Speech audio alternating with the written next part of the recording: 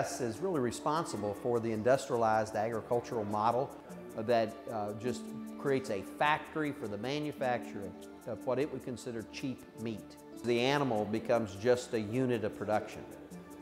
It is ignored in regards to it being a sentient being, that it has the ability to feel pain and suffering. The commercial industry of meat has put profit and speed above value in animal welfare. Animals, particularly swine, are kept in extreme confinement, more so than any other species. Swine are kept shoulder to shoulder facing in one direction where they can't even turn around. Between 93 and 99.7% of the beef, poultry, chicken, and turkey industries are dominated by only one breed, and often that one breed only has one or two genetic lines. What happens is if any disease hits that genetic line, you risk wiping out millions and millions of animals. We have animals that no longer are able to resist a lot of the diseases that are around, which is why we have a high use of antibiotics in farming. And we no longer have the genetic resources to address problems when they come. Right now, within the swine industry, we have a disease that is wiping out piglets across the country. Over 9 million piglets have died in the last year from this virus.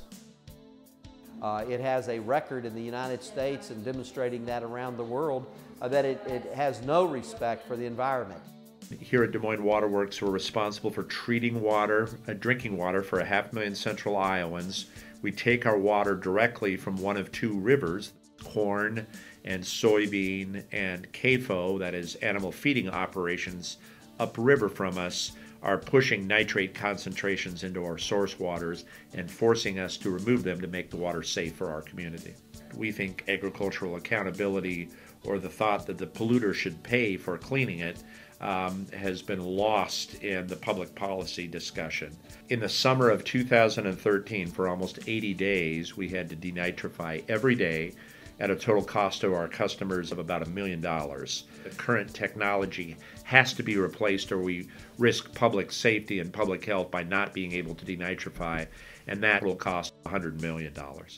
The agricultural section, which is basically 90% of the contribution of nitrogen into our water, is unregulated. The point of the litigation under the Federal Clean Water Act is really to focus on what I'll term agricultural accountability, to look at the uniquely Iowa drainage systems called drainage districts, where that plumbing system for agriculture is treated no different than any other point source polluter. And we're finding that consumers across the country are willing to seek out better meat. They understand that the cheap meat that they've been buying in the quantities that they've been buying it are unhealthy both for them and the planet.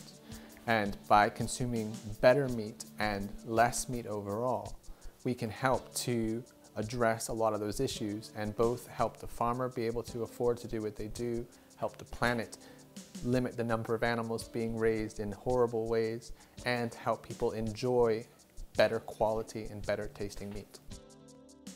We're not trying to reinvent anything, we're trying to respect the lives that we take from these animals.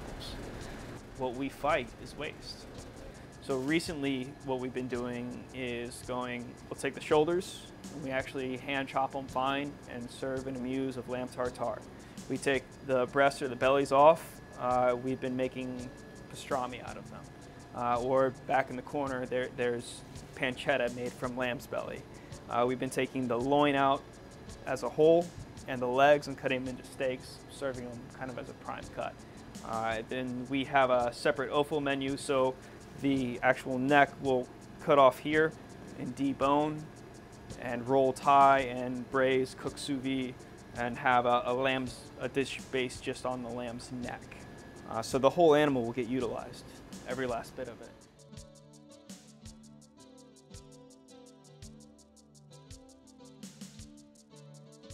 We can no longer afford the cheap meat policy that the United States has created and now exporting around the world. This model bankrupts our environment, bankrupts the farmers, bankrupts the rural economy, and really gives us a product that is just absolutely opposed to everything that slow food stands for. So coming together in Denver allows us the ability to have that dialogue and that conversation about what we can do in the future to take action to reverse that trend of industrialized agriculture.